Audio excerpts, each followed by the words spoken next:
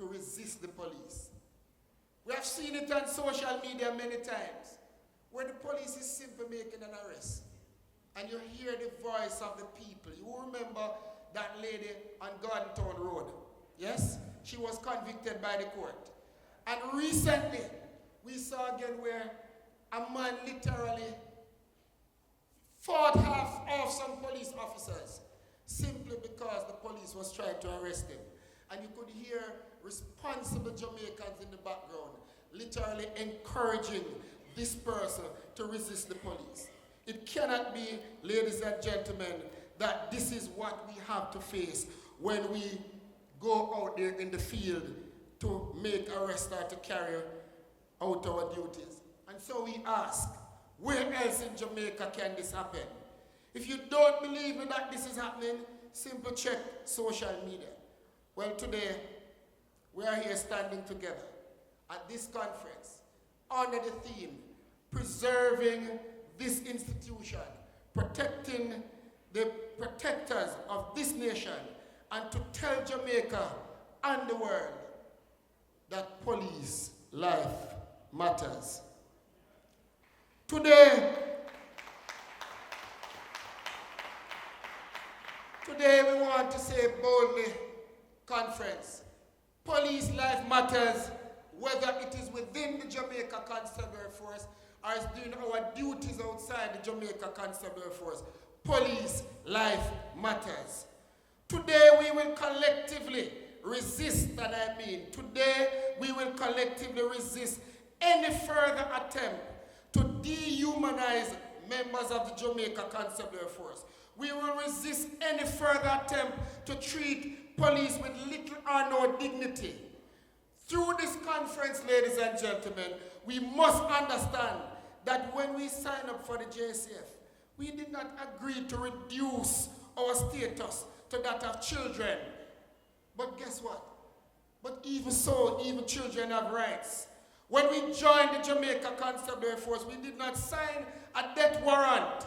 Neither did we agree that we would be reduced to kennel slaves, barely having a bark, yet we are held to the highest level of accountability and is the first to be given blame when anything occurs. All I will say today, and I want us to say, today, that will be no more. Today, we will declare that police life matters.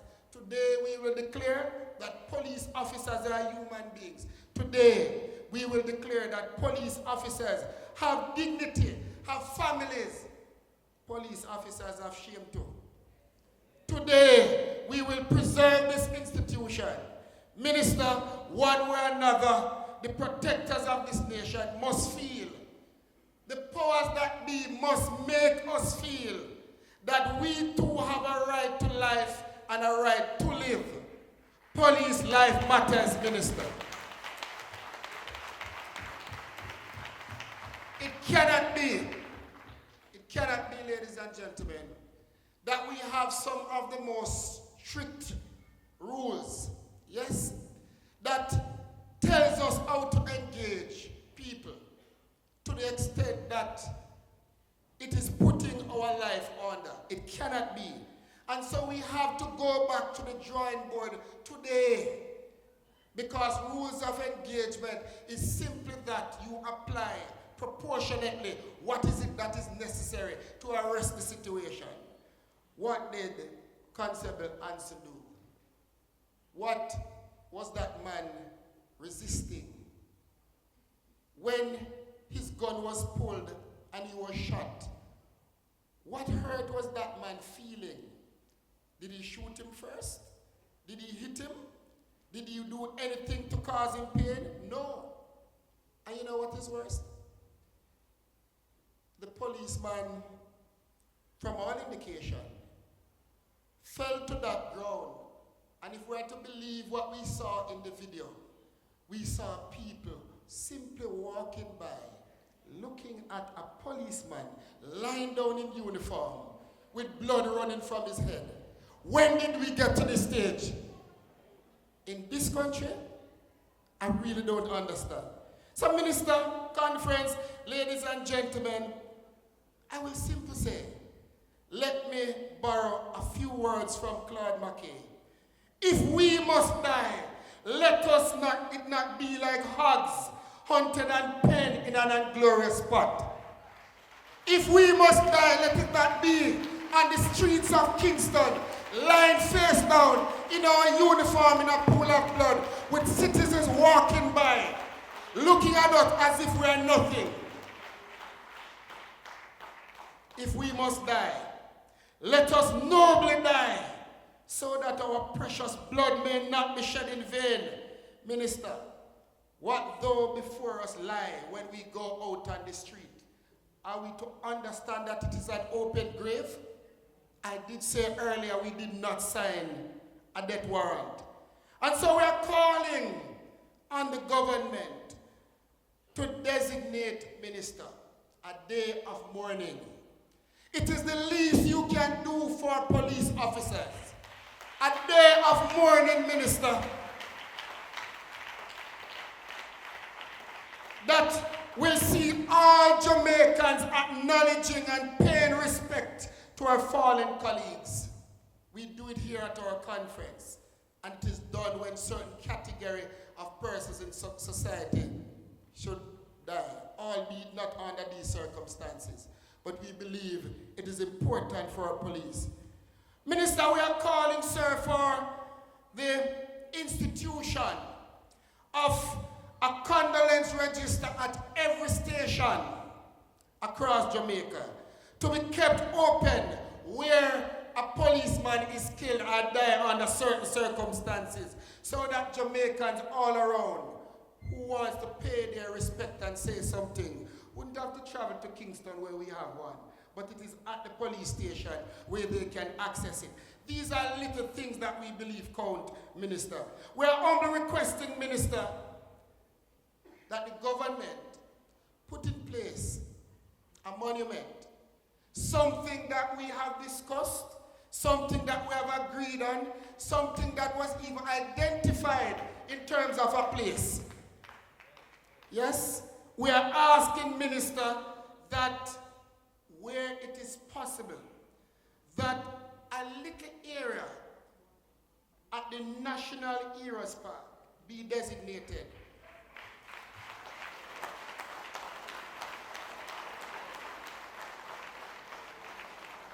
Maybe not to bury, because we can't bury everybody, but to ensure, Minister, that there is an appropriate place where this monument can be placed, so that we can remember our true heroes of this country, our true heroes of this country, the rank and file members who continue.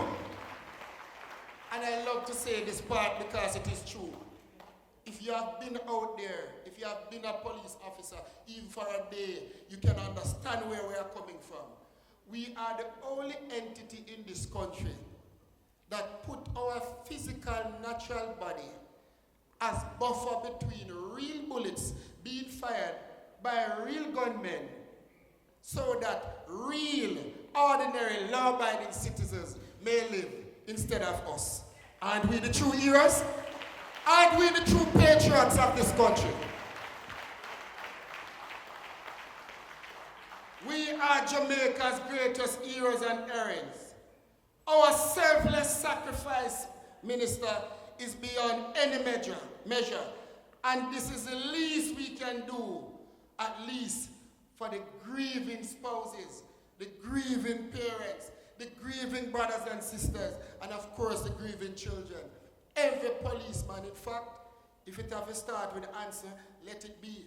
But we believe, Minister, that this is something that should happen now, because as far as I can remember, the issue of monument was settled more than 3 years ago, to the point that we understand that a place would be found.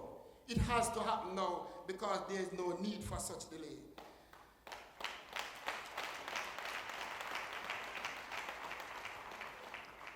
Another thing, this is for Commissioner. We have a burial policy in the police force, Commissioner, that really and truly only give police full police honors when you are killed in the line of duty. Commissioner, we are asking for that to be reviewed, sir.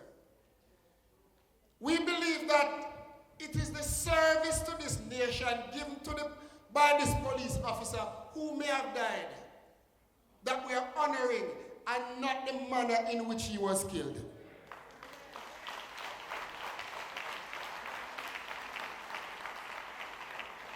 It is our humble belief, Commissioner, that a policeman who serves any time in the JCF, providing that when he dies or is killed, it is clear from any doubt that it was because of his involvement or participation in any criminal activity. We believe that that police officer's funeral and family should be able to proudly stand at his graveside and experience a full police honor being bestowed on him with a 21 gun salute.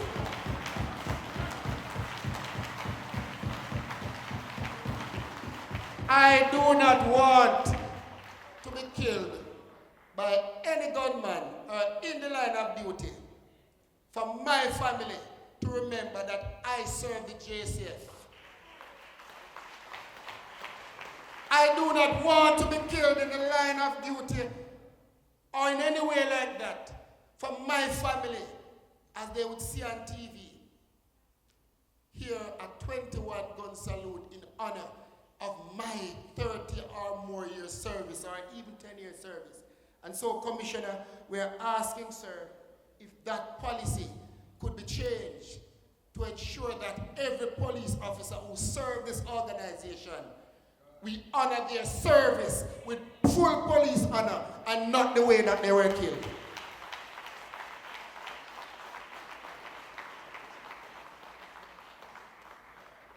Minister, since we're on the matter of police officers who were killed or who dies, some years ago, sir, we negotiated for a hearse. And while we're fully aware of some of the challenges, Minister, in getting one, we cannot understand and accept that those challenges are unsurmountable. Minister, we have a mosquito destroyer that is being used as a hearse. And I make no apology for calling it a mosquito destroyer. You only need to drive behind it for 2 miles and you realize that you have to slow down in order to see where you are going because of the smoke that is left from that vehicle. Minister, it cannot be that this is a transportation that is used to transport the remains of our colleagues when they pass. And pardon me, Minister, but it is not just embarrassing, it is disgraceful that this is how we want to honor the member's life as we lay him to rest. It is an embarrassment and it is disgraceful that having sacrificed family, having sacrificed life, having sacrificed limb, that our employer cannot overcome whatever hurdle there may be and provide a decent hearse so that our police can at least travel in style to their final resting place. And believe me, Minister, we know of the challenges, but we believe that with the years that has passed, the problem would have been resolved. This conference, Minister, will insist on preserving our institution. This year we will insist that the welfare of the protectors will be served. Things cannot remain the same. And this conference will, like many others, or unlike many others, must provide that response necessary to bring to the fore and remind everyone that our rank and file members are our greatest assets and we must pay respect and treat them as such. Tomorrow, Minister, we will engage in a private session and there are many things to discuss, all of which affect our rank and file.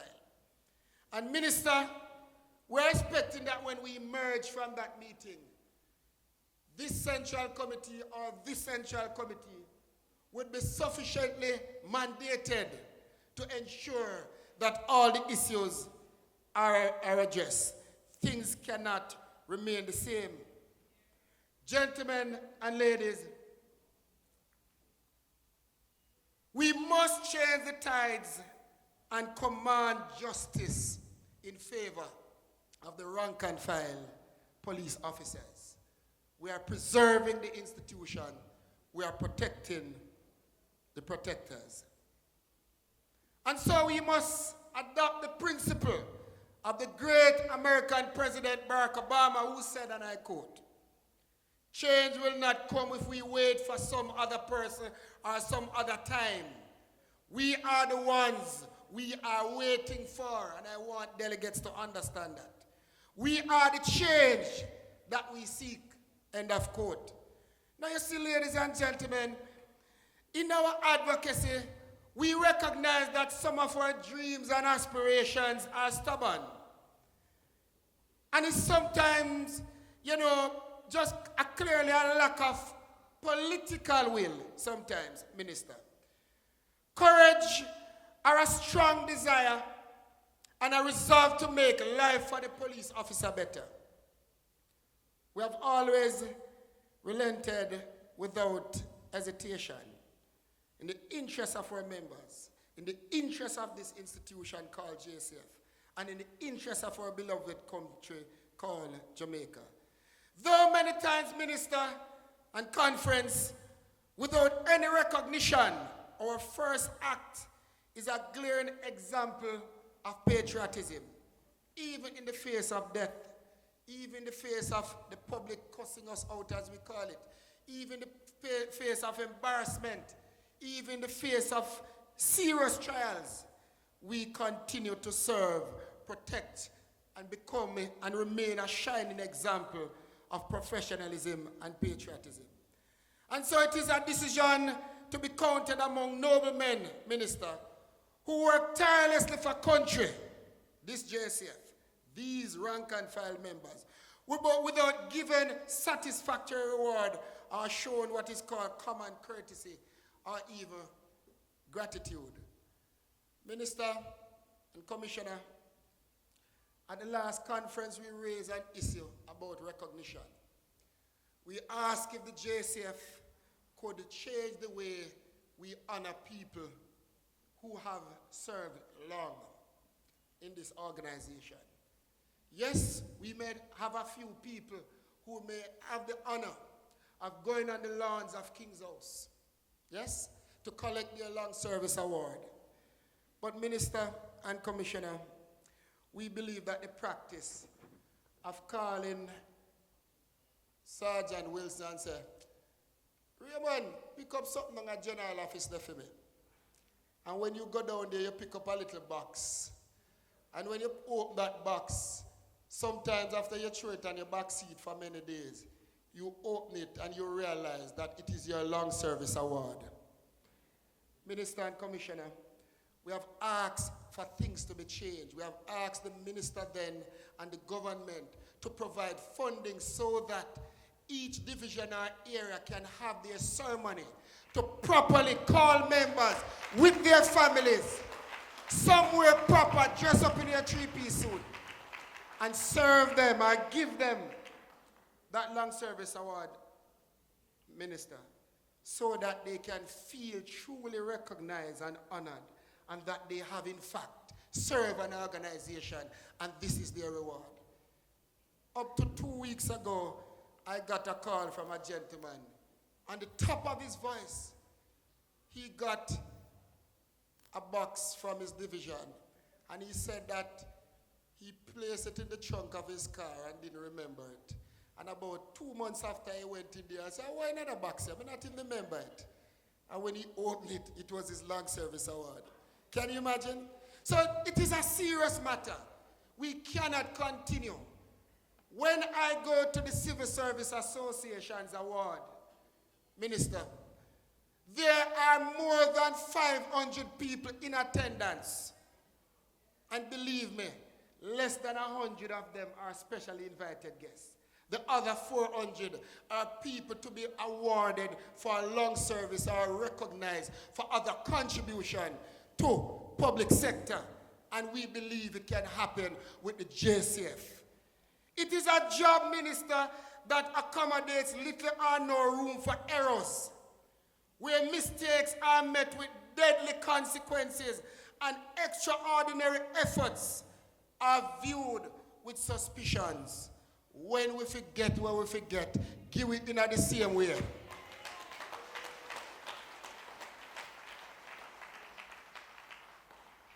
Minister, we ask the question, when will the noble and thoughtful efforts exhibited by our patriotic colleagues be exercised without strident narratives by some who have the means and the support? When will we cease to view everything we do as a mere rhetoric? When will police stop fighting for basic rights and resources that are given in what you call, let me put it this way. When you look at some societies, Minister, where there is clearly no semblance of democracy, you know that the police are taking care of the best there? Yes? You know that when we used to talk to, and I won't call any country name now, but when we used to talk to a local embassy, when we used to benefit from something in their country, they used to tell us that, listen me, the police get the first slice of everything, and the police get the best of everything, because the state depend on the police in order to ensure that there is investment coming in their country.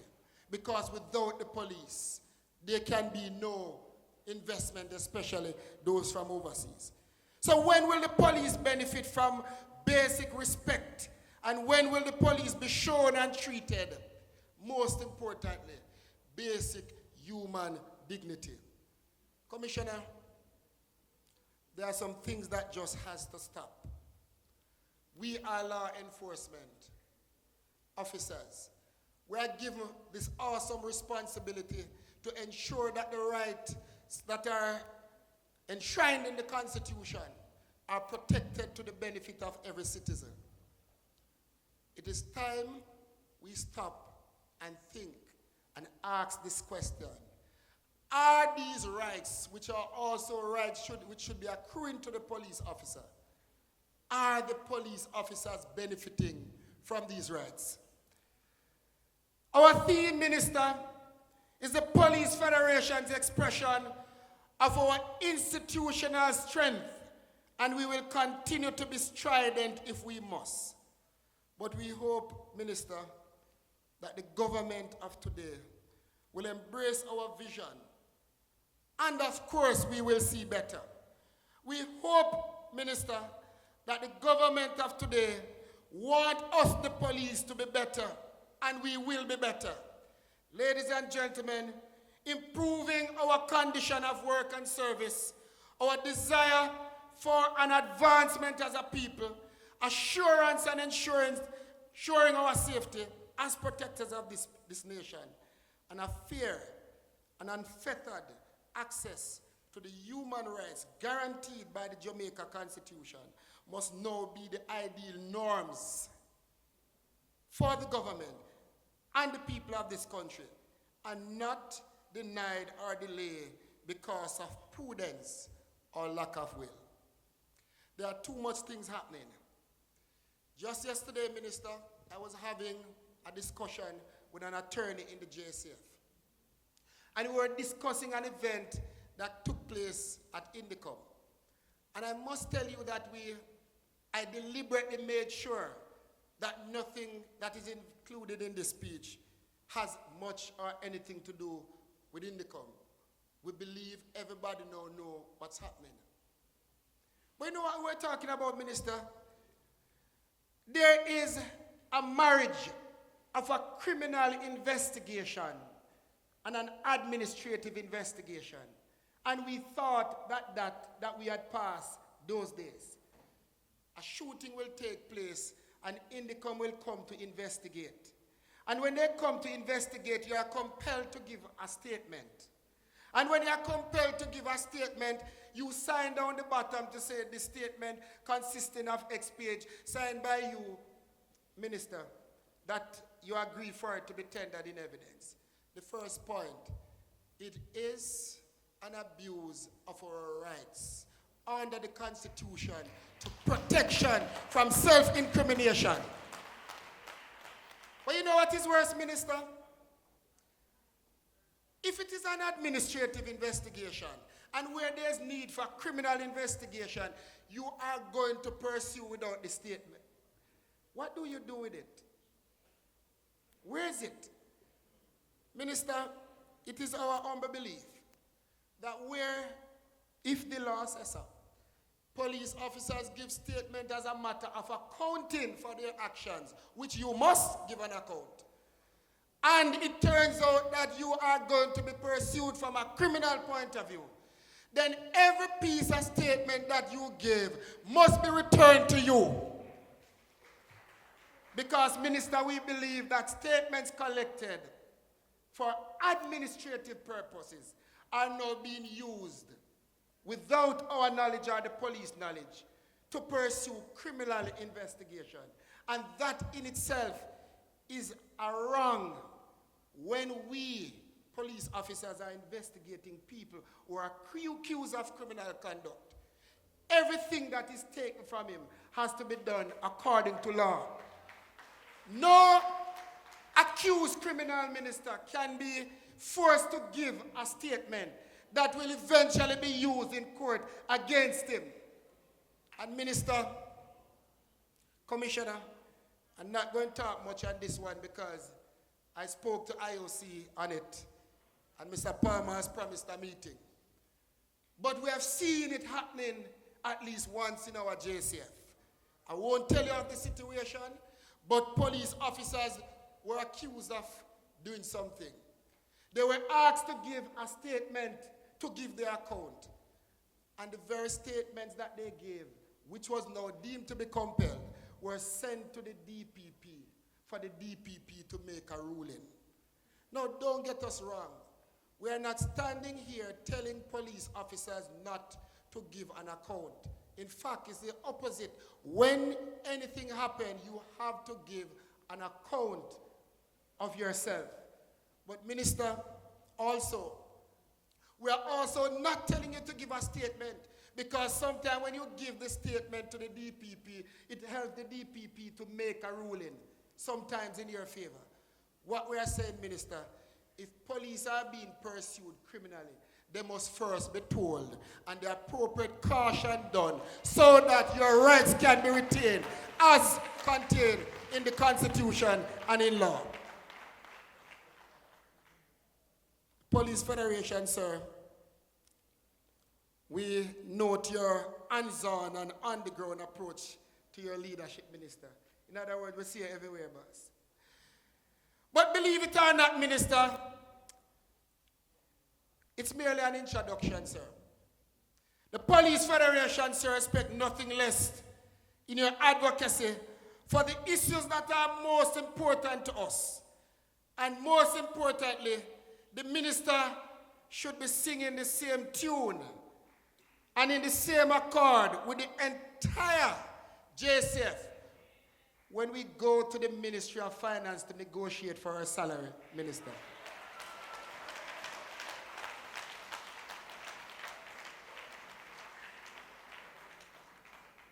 The minister is seen, sir.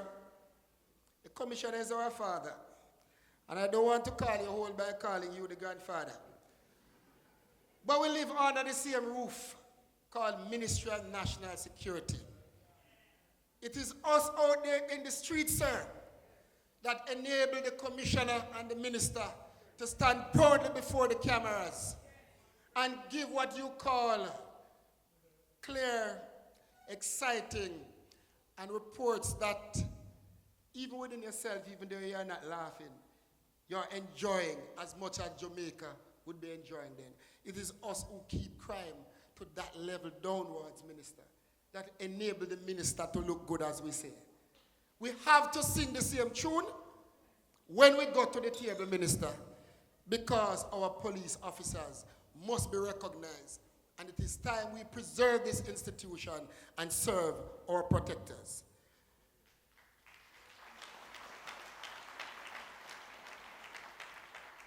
It is our fervent belief that a new commissioner comes with new opportunities. Opportunities for greater partnership. Opportunities for growth. Thank you very much. I couldn't say. Opportunities for renewal. Opportunities for rededication, and opportunities to fix all the things that are wrong, whether it be within the administration of our affairs or our daily duty of care to our foot soldiers. As a paramilitary organization, Minister, we adopt, embrace, and encourage strict adherence to the rules of the force, and we must salute our senior officers. We recognize management and staff relationship, rather, that it is a critical component to the success of the force. But unfortunately, we do not believe that some of our managers are willing to partner with us to achieve our desire. Minister, when we talk about a 40-hour work week, for example, the first question we want to ask, why is the 40-hour work week so hard to implement? And oftentimes we are misunderstood because we want to put it squarely on the table that we are not asking police to work only 40 hours per week. Yes? We are simply saying that 40-hour work week should be the standard, while anything beyond that is called overtime, that according to the laws of Jamaica should be paid for, so that police officers like other public sector workers can benefit from additional remuneration.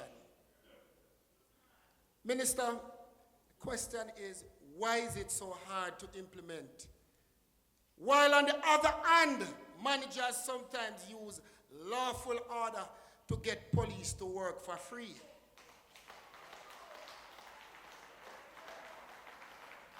Minister, we are not here to encourage wrong. We are here to support stronger and partner with the organization. Can you imagine how much less orderly room and other disciplinary procedure we would have if all we do is treat our people with the requisite respect? It's as simple as that. And respect, Minister, is not only the words that come out of your mouth, Minister. Minister, the force has a policy that says you have to be 18 to join the organization. The Nationality Act says that the age of majority when you turn adult is age 18.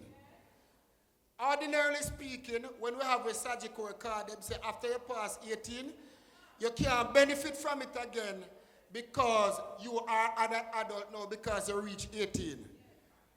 So, in the JCF, when you pass 18, you're not an adult? It is, Minister, a fact that too much time we intervene on situations, and when we examine them, it's a simple case of abuse of power.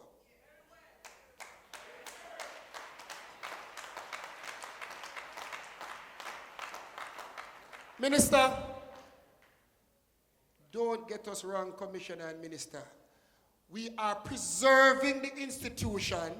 We are serving the protectors.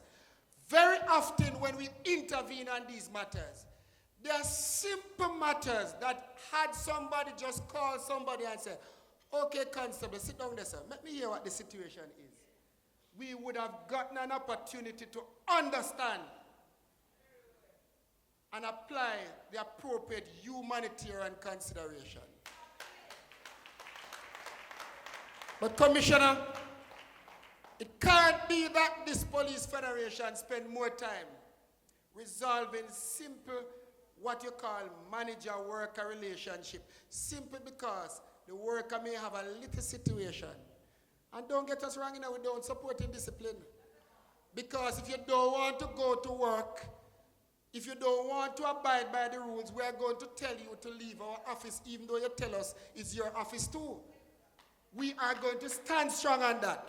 But Minister and Commissioner, the time has come, sir, for our members to be treated as if they are adults. And the manner in which we speak to them as senior officers, sir. The manner in which we speak to them, sir. And we are not speaking from what we believe. We are speaking from matters that we have intervened on. And there is my central executive that can back us up on this. But Minister, let me use the opportunity to remind the conference that the 40-hour work week is a signed agreement from as far back as 2008. Yes? For police officers to work 40 hours per week, consistent with the laws of Jamaica, and most importantly, consistent with what is humane and dignified in a democratic society. When we negotiated the 40-hour work week, it simply means that we owe 40 hours to our employer. When I speak like this, one officer said to me, Mr. Wilson, you are irresponsible. So let me say it again. When we sign for a 40-hour work week, we owe our government, our employer, the government, 40 hours of work, believe it or not. We are not for 1 minute telling you that you must work only 40. All we are saying that where you need us to work more than what we are paid for, pay us.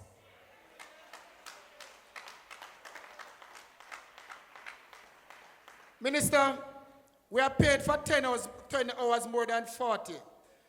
But we hear all kind of interpretation of that 10 hours. I must remind that conference, and I hope I don't sound as if me show off. I led that negotiation. I know everything about that 10 hours. Not a committee? All of us were there except for those who joined the committee recently. Minister, that 10, sir, was merely a contingent set of hours that enabled the manager or the supervisor to deploy people where it becomes necessary. It was not to now adopt and say, I am setting you for 50 hours.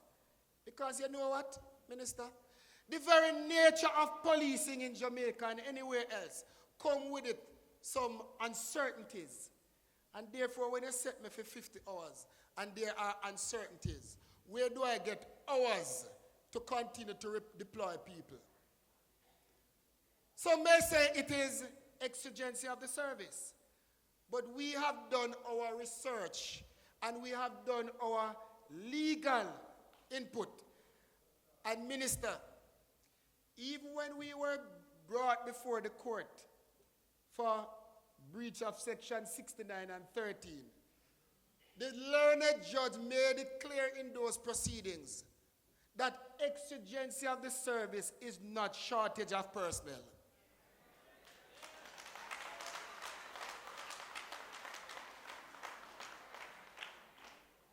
Shortage of personnel, Minister, is as it says. We are short of personnel. And therefore, the only best thing to do is to recycle persons who have worked. Nurses go to work at 7, Minister, and they are scheduled to work until 3. They are paid $100 per hour until 3. But they continue to work until 11. And from 3 to 11, Minister, they are then paid $130, 30% more for working the second shift, because that is what is called overtime. You know why nurses do it? Because like the force, nurses are also short. So therefore, why then are police officers instructed by lawful order and threatened rather with disciplinary action to offer our service for free to our employer when other colleagues in the public service benefit from overtime pay? Minister, if we look at the net loss of persons we will lose by attrition. We lose over 300 people, plus or minus over the last 3 years. Plus or minus. More? More. I am told it's more. Thank you. So therefore, it strengthens our point. Can I say 500, Minister? All right, good. 4. The first question we must ask. Remember, I said net, it means that it would have already taken out those that we recruit and put in here. Who does the work of that 400? But better yet, Minister, the better question is, if members that remain are the ones doing the work of that 400, because if nobody has replaced them, sir, who is benefiting from the salaries that amounts to millions that would normally be paid to these 400 workers?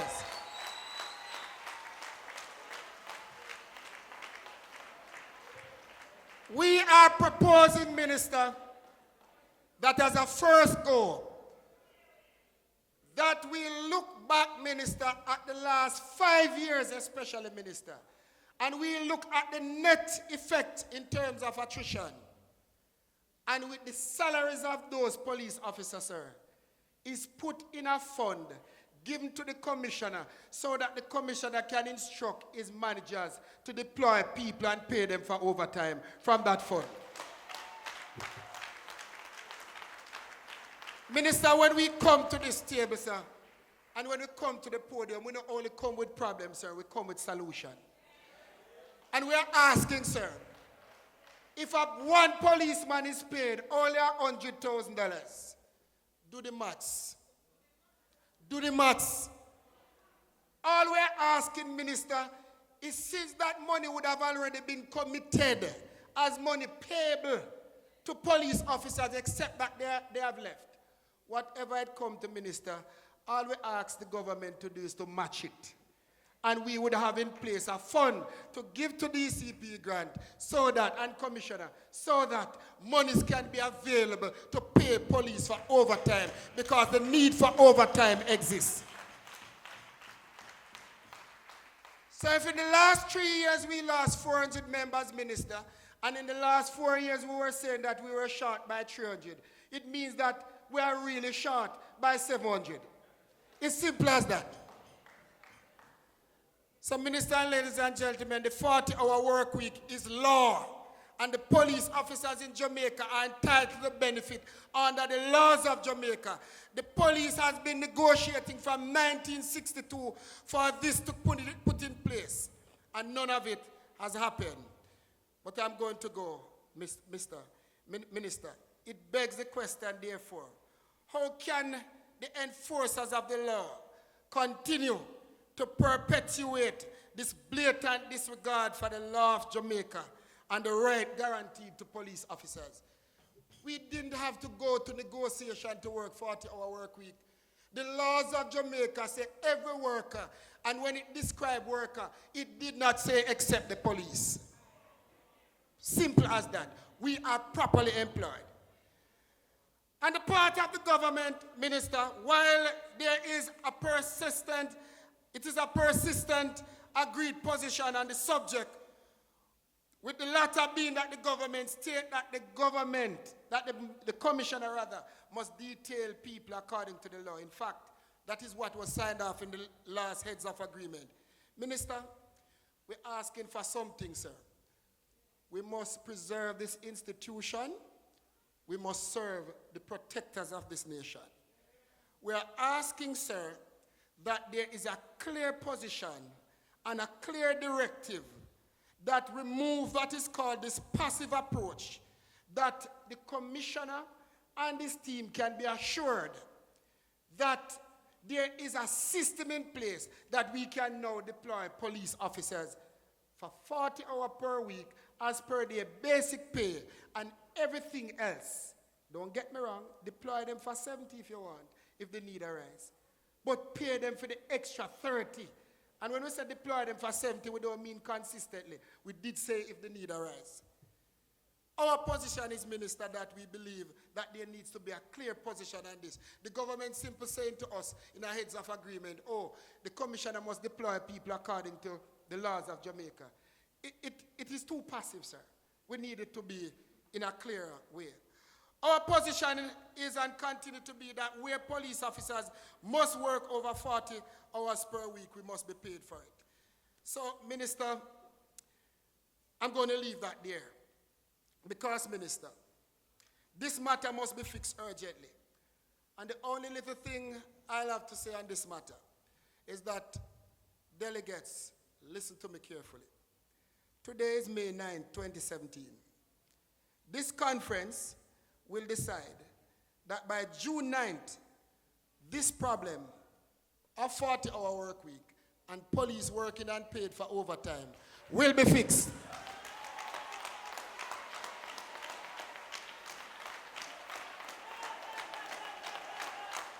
We have been waiting too long, and this conference, Minister, will decide that by June 9th, 1 month from today, enough is enough on this matter.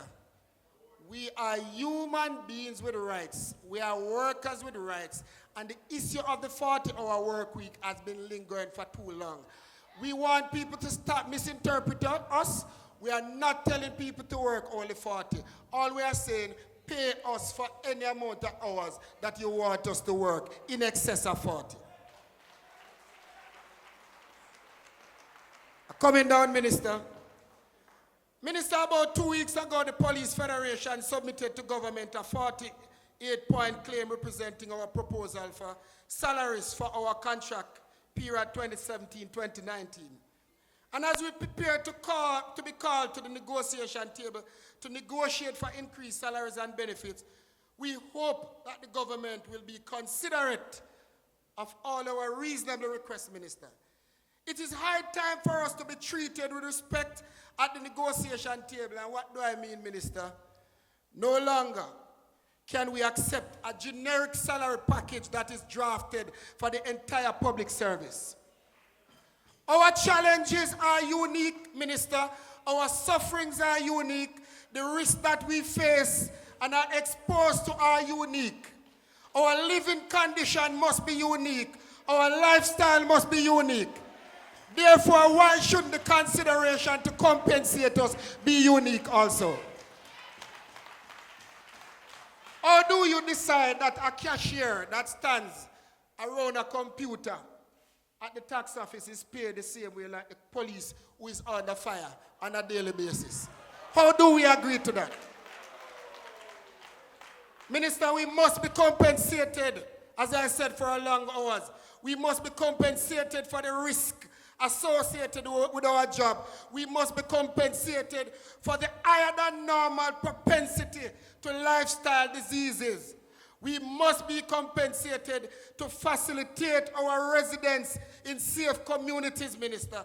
And we must be compensated simply for being police officers, bearing the risk of violence and imminent harm in this country. And so, as we preserve this institution and serve the protectors, Minister, we must attend to their well-being and pay our police officers sufficiently to prevent corrupt intention.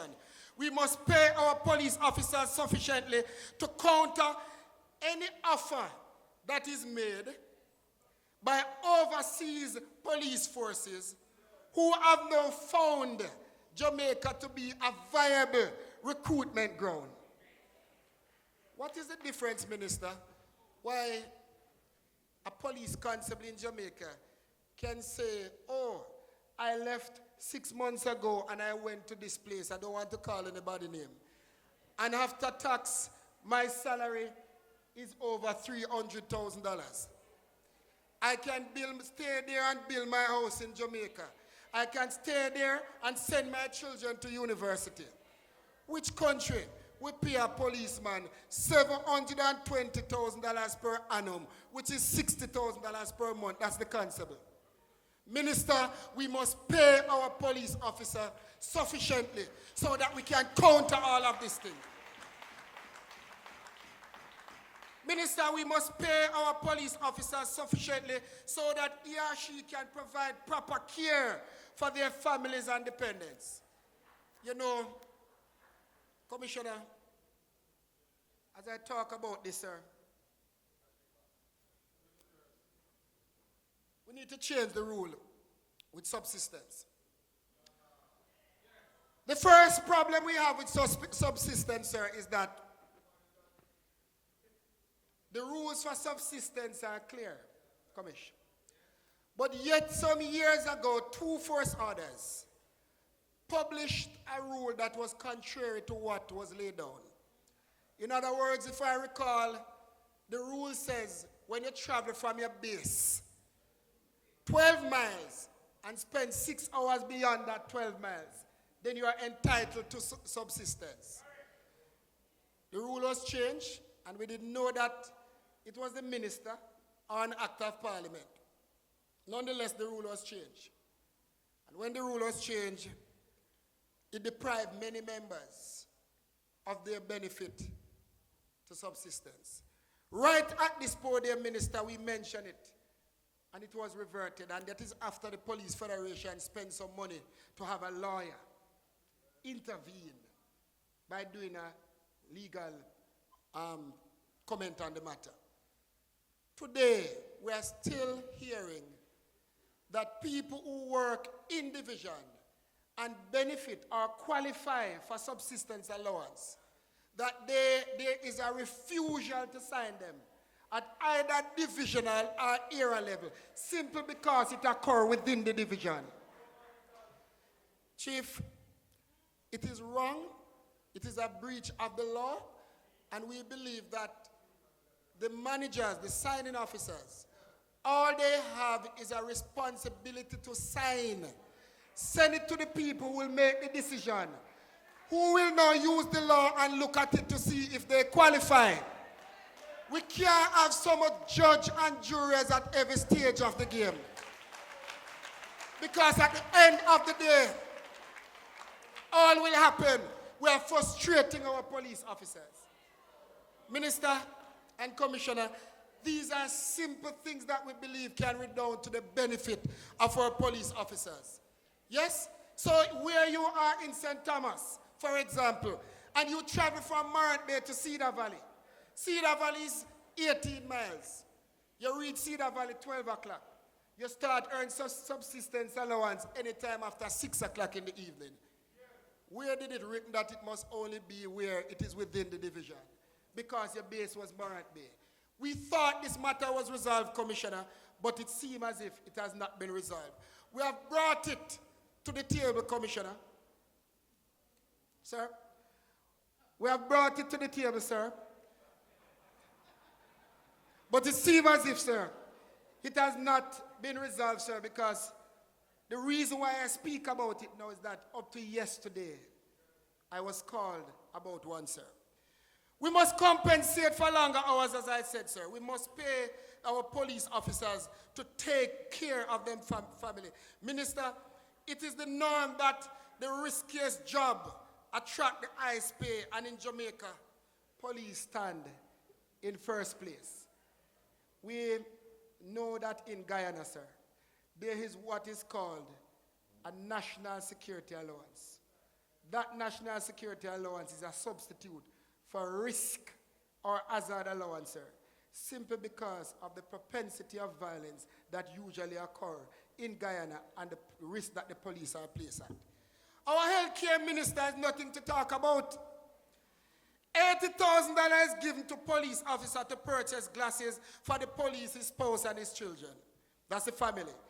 The same $80,000 minister is for the police to take him or herself, his spouse, and his children to the dentist. The same $80,000, minister, is available to the police to fill prescription for himself, his spouse, and his children. The medical services branch minister will confirm that the police average in terms of lifestyle diseases are higher than the national average. Minister, we can attest to the fact that the most police health card runs out only after 4 months each year. And the police officer's survival, minister, depend on or rest on the humanitarian consideration of the GSO Management Committee to address any payment for health care thereafter. Sir, the high stress in this job, minister, the high level of violence that we're exposed to on a daily basis, the extraordinary need for policemen and women to access the best health care, and minister, the GSO plan, which currently covers police, teachers, and nurses, and civil servants, is grossly inadequate. Minister, ladies and gentlemen, if we are to truly preserve this institution and serve the protectors of this nation, we must provide the best health care package or access thereto to ensure that our members are assured of the most basic health care. And I'm going to leave some things. We must reiterate, minister, that we are yet to understand why the police are grouped with teachers and others, when in fact we are part of a family that involves soldiers, warders, firemen, and yet they are able in much instance to benefit from 100% coverage for prescription and drugs while we have to go in our pocket.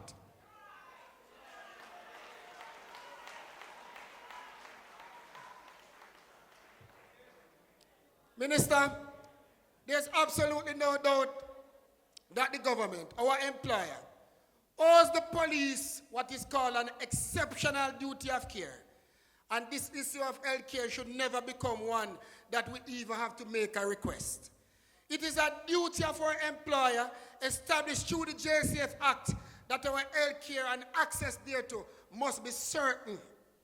Minister, we are making another appeal to you, sir, and the government. We're again calling on your good officer. And Minister, we know you will do it, you know. We know, sir, you will do it. To recognize this serious challenge with our health care. Minister, our hard-working, dedicated, and patriotic rank-and-file foot soldiers and their families, they deserve the best. Our hard-working rank-and-file and their families, Minister, deserve access to prescription drugs free of cost to the police officer.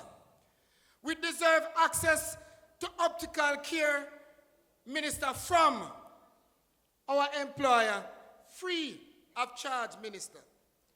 We deserve access to dental care to include routine cleaning, x-ray, filling, extraction, root canal, and other surgical procedure and otherwise that is necessary for healthy oral or dental hygiene.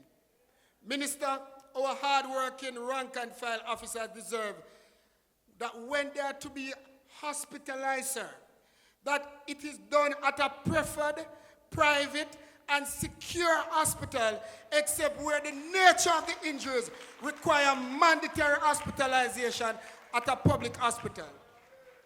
That is what we believe our rank and file mean. Too many times, Minister, we have to be called as the central executive to intervene on matters where a policeman, either in uniform or otherwise, is injured in uniform, and he must join the line somewhere, or he must sit down for the 3 hours or something.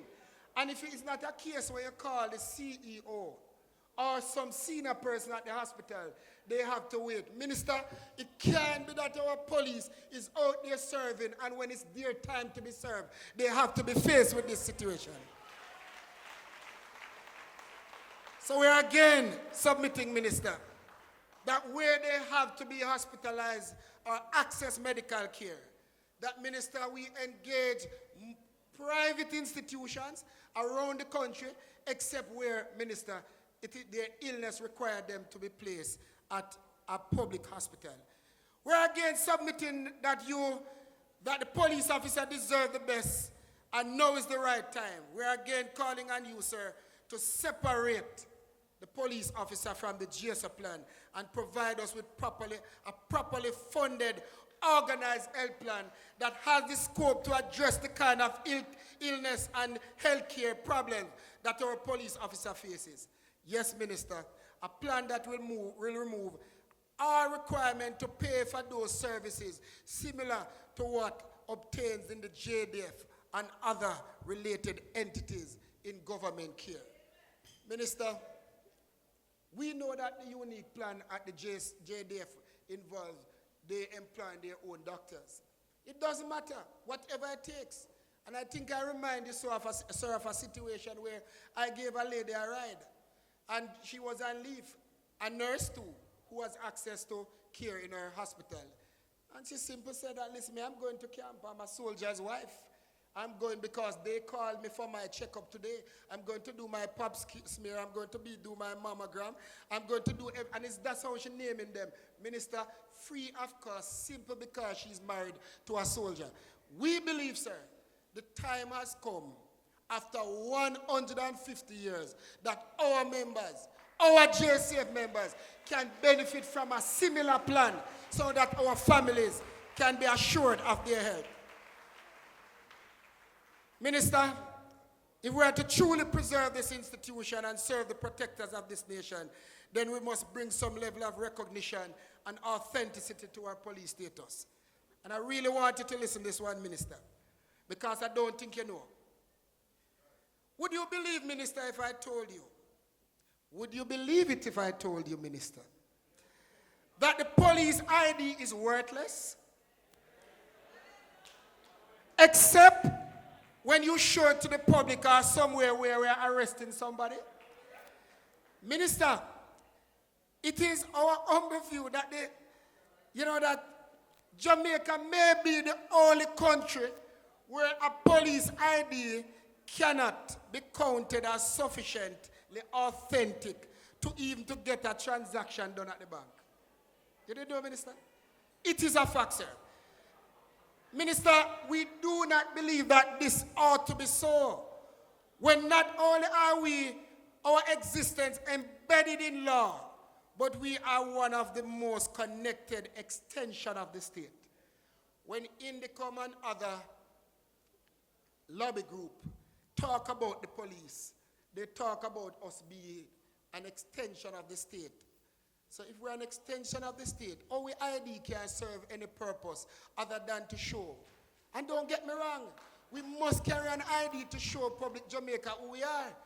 But Minister, we believe that a police ID should carry no less status or recognition than is less than or similar to a passport or a driver's license.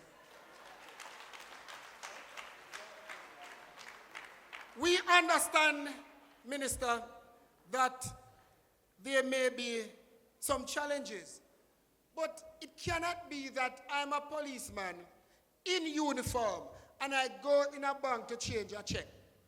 And Minister, they are telling me that it cannot be so. I can't use my ID. Minister, with all the accountability clauses and requirements that police are asked to face and to abide within, even when we believe that some of them are unfair, we have seen police officers being dragged before the court, Minister, because they have failed to submit their declaration. And we're not for 1 minute saying we should not be called upon to submit declaration. But Minister, I think we need to review that clause. If we are all public sector workers, our public servants, from the politician down to the man that stands at the cashier, we all should be called upon to account in the same way. Let me ask a question, conference. What is the police doing? Why the police have to make this declaration and other public sector workers don't have to? If we are making this declaration, Minister, and it is simply because we are employed to the state, then let it be that we are seeing balance across the table. It cannot be, Minister, that it is only the police and some other groups are asked to account in this way. Minister, For the benefit of time, sir, there are many other things that I want to talk about. But I'm going to leave some, sir. You have done some things for the few months you have been in office, sir, and we want to publicly thank you.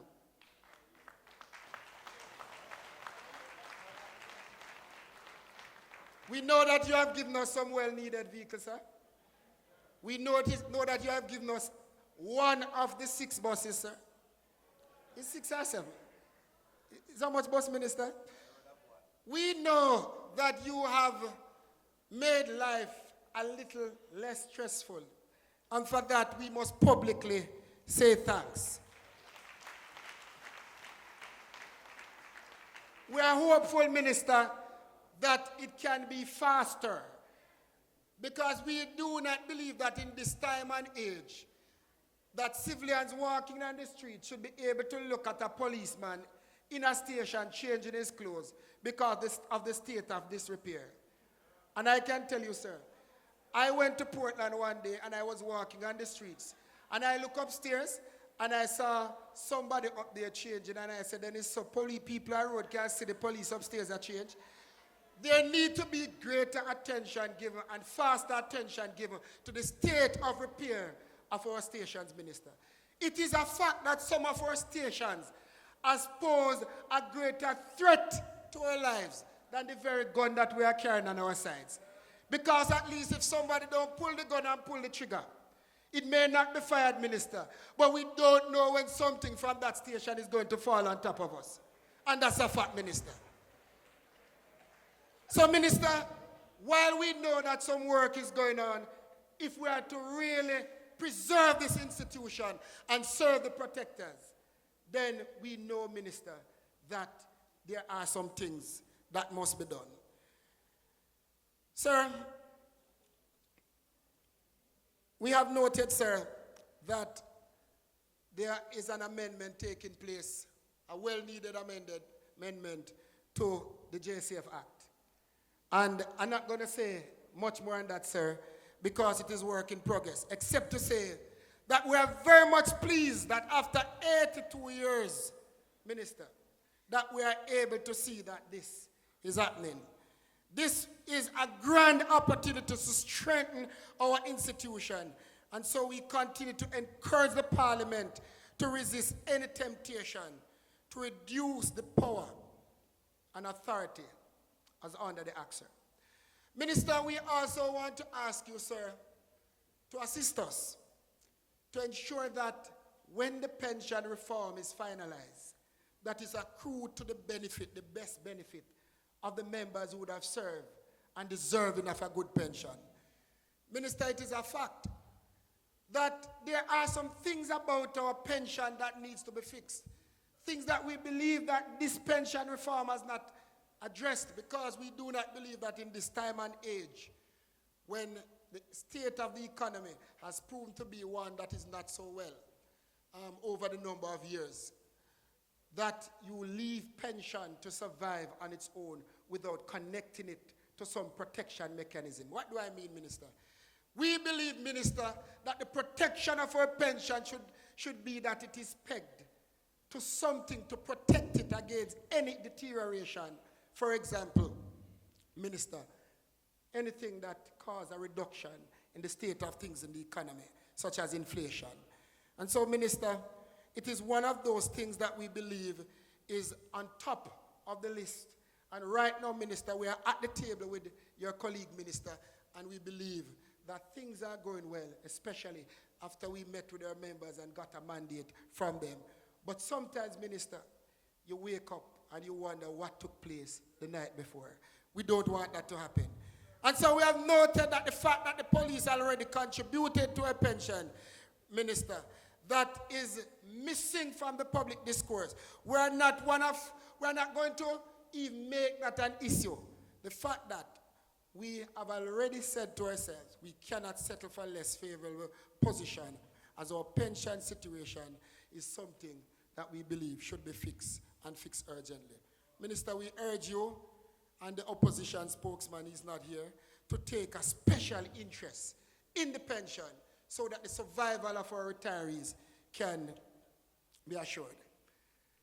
Ladies and gentlemen, 12 days ago, we were plunged into mourning because of the gruesome killing of our beloved Constable Hansen.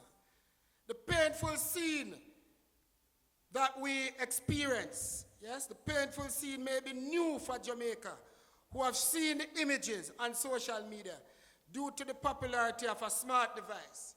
It may be new to them, but this is an old scene to members of the Jamaica Constabulary Force. A painful feeling, Minister, that continues to linger. We cannot even find the appropriate words to describe the situation. It is one, Minister, that even up to this minute, we are yet to understand how a vibrant, dedicated, courageous, promising young man could have been brought to his death simply for doing his job. This one look at, Minister, and for healing, for easing of coping, majority of us, except for those who process the scene, normally seek to avoid looking at even our colleagues in the worst state. This one look at, Minister. The images were too awful, yes? And I said it before.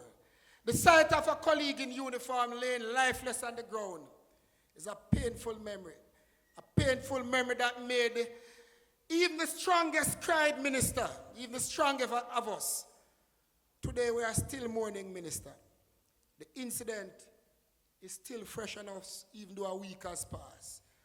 All the colleagues we have lost this year and in former years continue to take a toll on us. Minister, for those of us who are not part of this attrition or exodus from the force, if you may, we need some assurances, we need some action. We need to know that our natural end will not always be to die like dogs on the street sides, or on the roadway, or at our gates, or in public transport. Yes, Minister, but or even the comfort of our home. Our officers, Minister, are reporting that again they are having problems getting some firearms from FLA, and we are asking for your intervention. We cannot take what you call a step back, Minister, on this matter, because some years ago we raised this issue and we were assured that it would be resolved. We are yet to understand the process where a policeman is serving, Minister, and he applies for a firearm, yes? And there are challenges with the policeman getting the firearm when the policeman is working in the JSF and is given a firearm to carry on duty on a daily basis. We are not sure how to understand that one, Minister. But also, Minister, we are making a plea to you again, sir. The police force has a policy, sir, that requires every police to re-qualify to carry the government gun every year. We have seen situations where you may be qualified in September, and in October you go to renew your gun at FLA, and you are being asked to go and get a certificate of competence.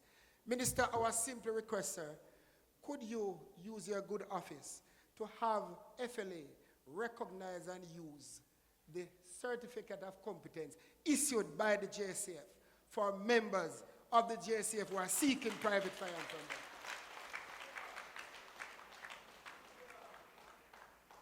Minister, we know, sir, that you are looking about transportation, and our officers still cannot afford a little car to transport them safely to work. Our officer cannot still afford a little comfort of their own to go to work. Our officers are still suffering from social stratification where some people feel like they are above the law and treat police with disdain. Minister, we believe, sir, that with your good intervention, that you can offer our police officers something a little better. And there are things that are included in the salary package, Minister, that we believe can benefit our police in this regard. We believe, sir, that police officers in the force, sir, should be given an opportunity or access to a loan of no less than $2.5 million, sir, at no more than 1%, sir.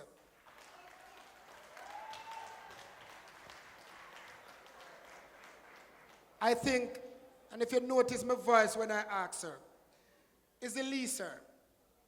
$2.5 million, sir, the most, 1% the most. To enable this police officer, sir, who wants to access that loan so that they can buy themselves a little car, sometime to remove themselves from arms as they traverse to and from home, sir. Minister, finally, sir, finally, police are indebted, sir, and it goes without saying why. We often live on loan from 1 month to the next because we are not paid sufficiently.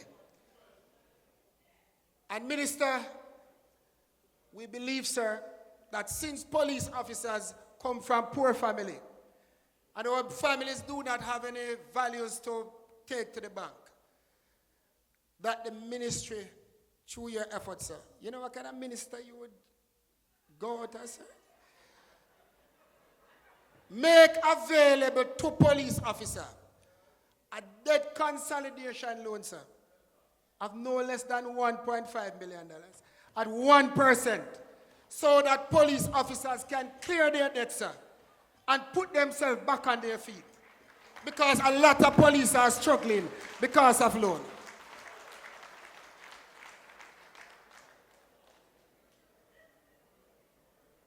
Minister, I don't think I want to give you anything more to carry today, sir.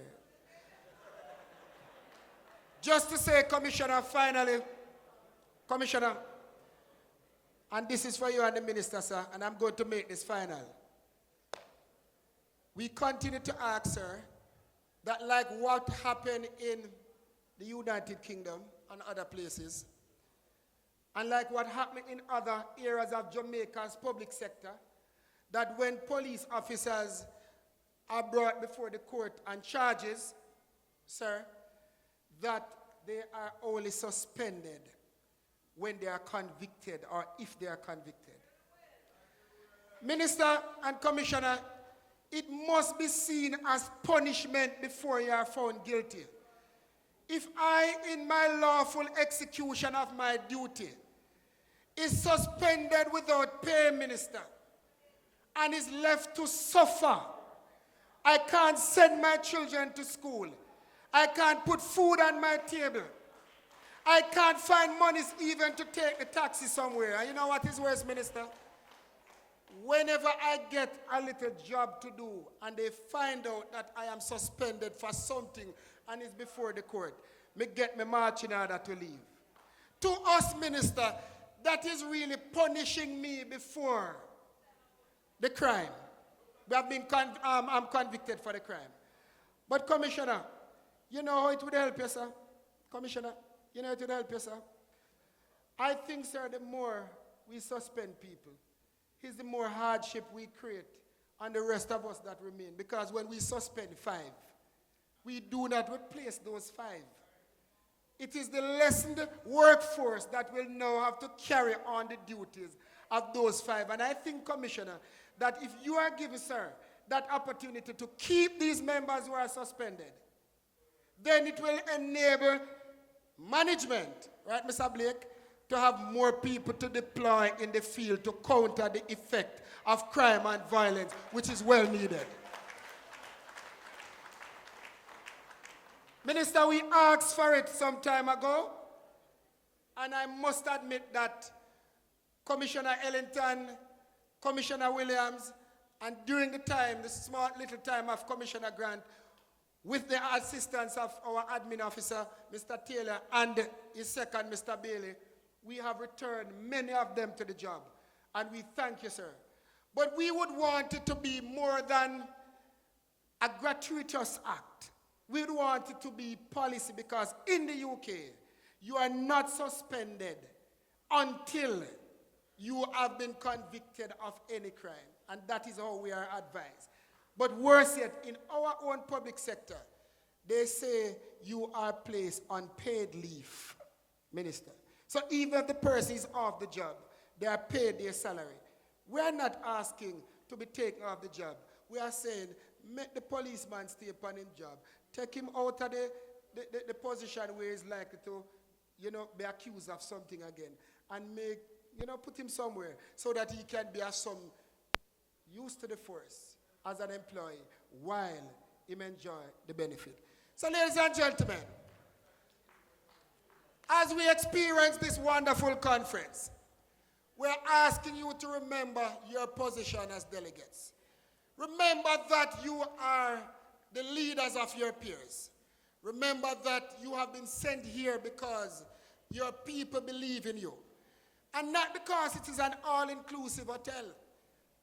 It is not that you must not have fun, because it is a fact that for conferences worldwide, you are expected to have fun while you work. But you must be satisfied when you leave here that the purpose for which you came here has been achieved. You must be satisfied that when you leave here on Thursday morning, you would have sufficiently participated and mandated the new Central Committee to preserve this institution and to continue to serve the protectors. I hope that my few words have fallen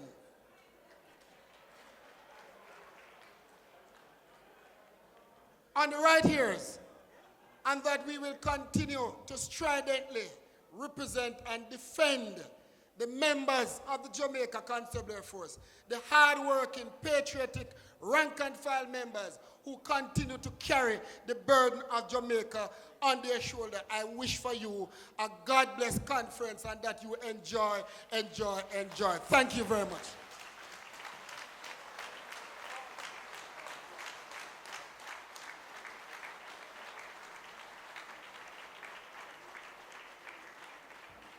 No, man, don't sit down yet, man. Clap him again, man.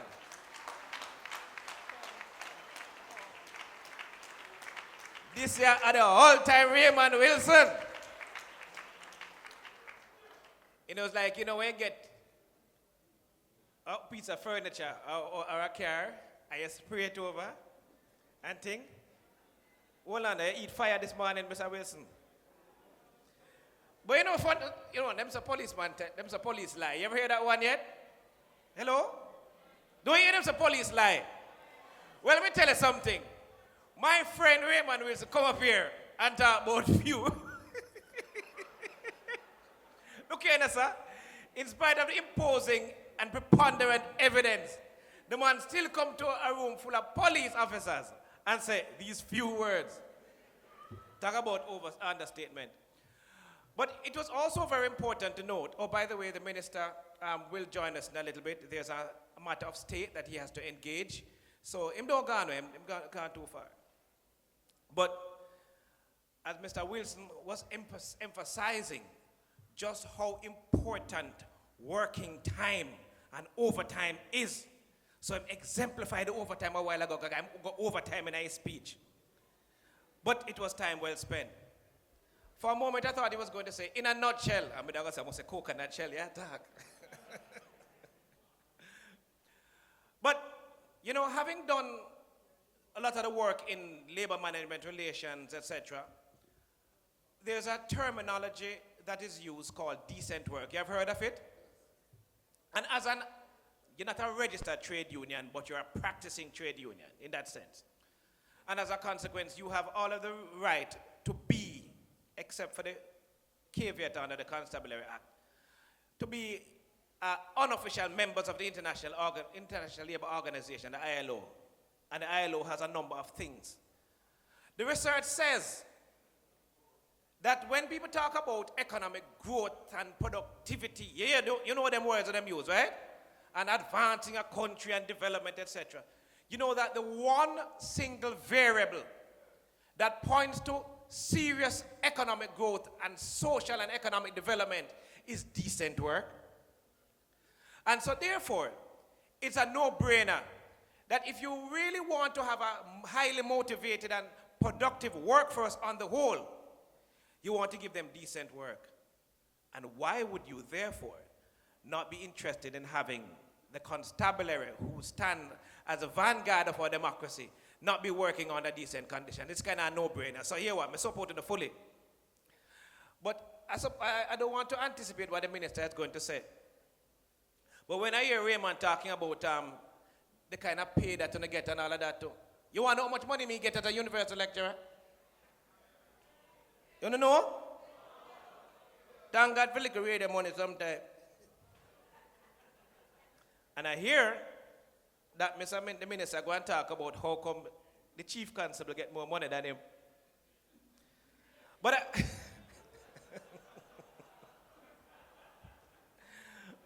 I must be careful about what you say, you know.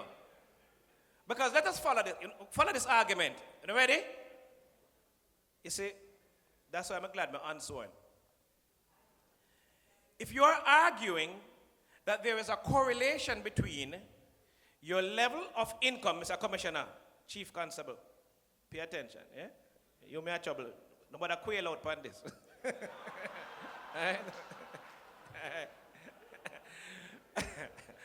All right. Hear me. If you are saying that there is a correlation between income levels and corruption, watch it. So we are saying now that the more money the police them get, that's how the corruption will go down. So since we said that the minister money low, so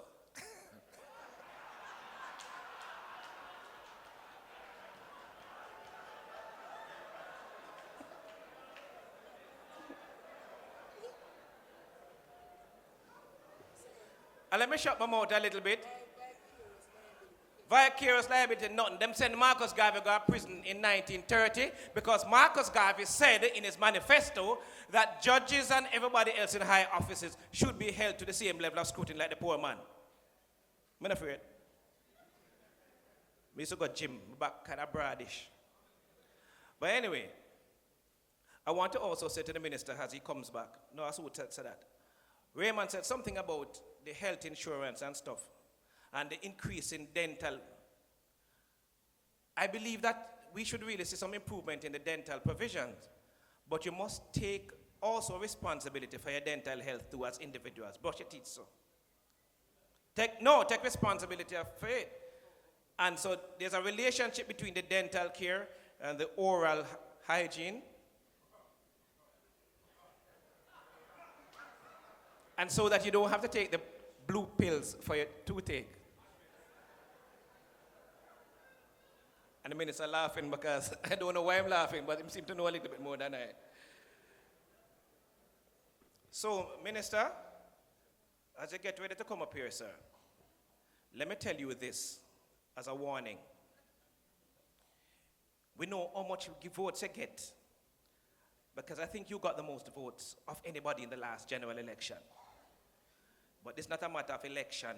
It's a matter of something that sounded like election, but close. You get that one.